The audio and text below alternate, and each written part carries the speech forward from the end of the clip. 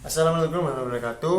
Mengenalkan nama saya Alfian Maulana Santoso dari kelas D, NIM 18106111091. Saya di sini akan menyimpulkan dari pertemuan kelima Pak Idris, yaitu tentang perkembangan politik di Indonesia.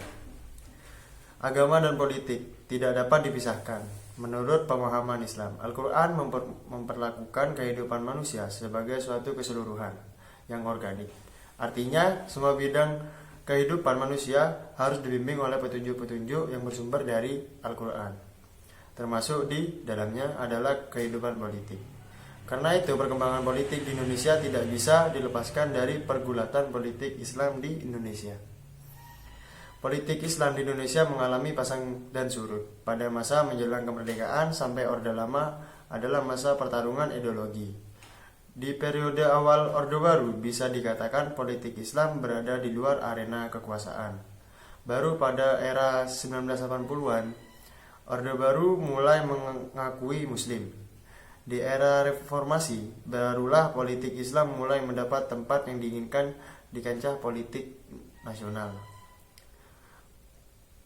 Periode menjelang kemerdekaan atau Orde Lama. Pada periode ini, elit politik Indonesia terbagi menjadi dua kelompok, yaitu kelompok yang menginginkan Indonesia berdasarkan Islam dan kelompok yang menginginkan Indonesia berdasarkan ideologi non-agama, yaitu kelompok nasionalis.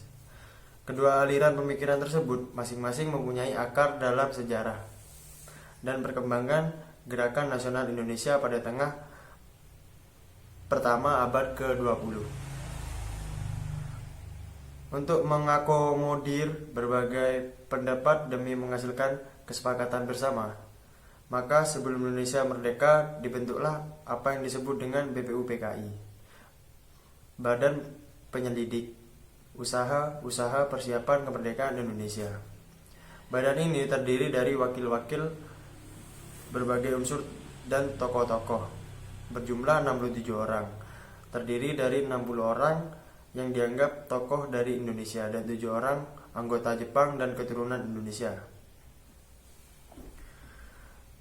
Setelah sidang pertama berakhir, 38 anggota melanjutkan pertemuan. Kemudian mereka membentuk panitia kecil yang terdiri atas 9 orang yang dipilih.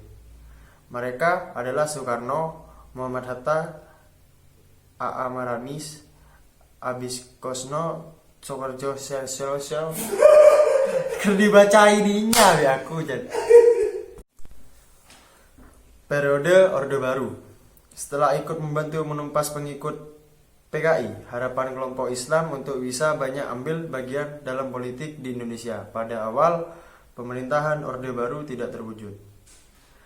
Hal ini disebabkan oleh warisan kesalahpahaman dari pemerintah kolonial yang menganggap Islam sebagai sumber pemberontakan yang dibenarkan dengan adanya berbagai pemberontak kelompok Islam seperti DITII. Akibatnya, pemerintah Orde Baru cenderung fobia terhadap gerakan politik Islam. Islamfobia di kalangan pemerintah Orde Baru oleh beberapa tokoh Islam diduga menjadi sebab kuatnya pengaruh lembaga think tank CSIS dalam merumuskan kebijakan pemerintah terhadap Islam. Selanjutnya, pemerintah Orde Baru melakukan penyederhanaan parpol. Pada pemilu 1971 terdapat 10 kontestan partai politik.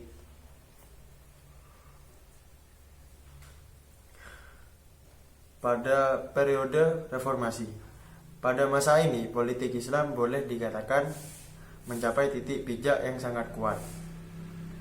Kebangkitan politik Islam ditandai oleh beberapa fenomena yang hampir tidak muncul ke permukaan pada masa Orde Baru. Era ini muncul gairah pembentukan partai politik berbasis Islam menjelang pemilu 1999. Sudah terdapat 35 buah partai Islam yang mendaftarkan diri ke Departemen Kehakiman. Setelah diadakan seleksi oleh tim 11 yang lolos sebagai kontestan pemilu, sebanyak 20 partai Islam dari 48 partai politik.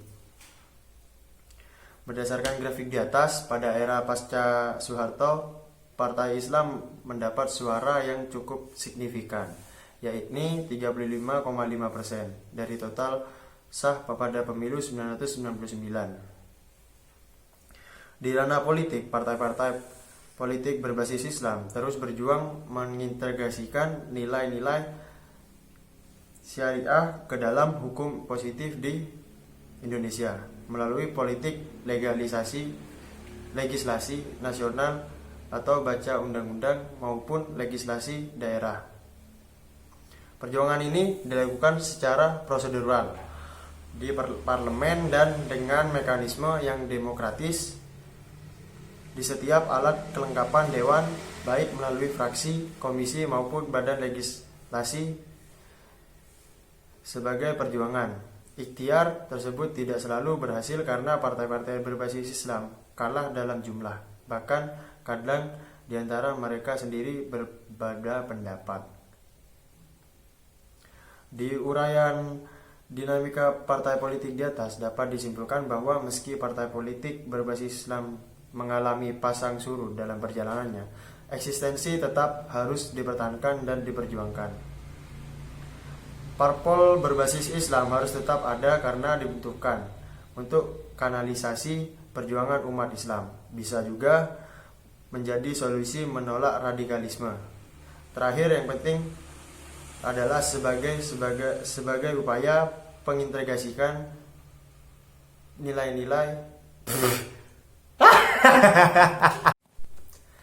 Terakhir yang paling penting adalah sebagai upaya pengintegrasian nilai-nilai Islam dalam hukum positif di Indonesia.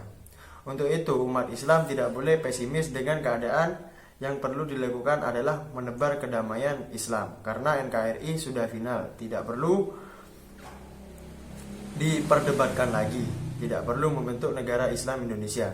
Karena hukum Islam secara bertahap telah terintegrasi ke dalam peraturan perundang-undangan. Terima kasih. Bila ada salah kata, mohon maaf. Assalamualaikum warahmatullahi wabarakatuh.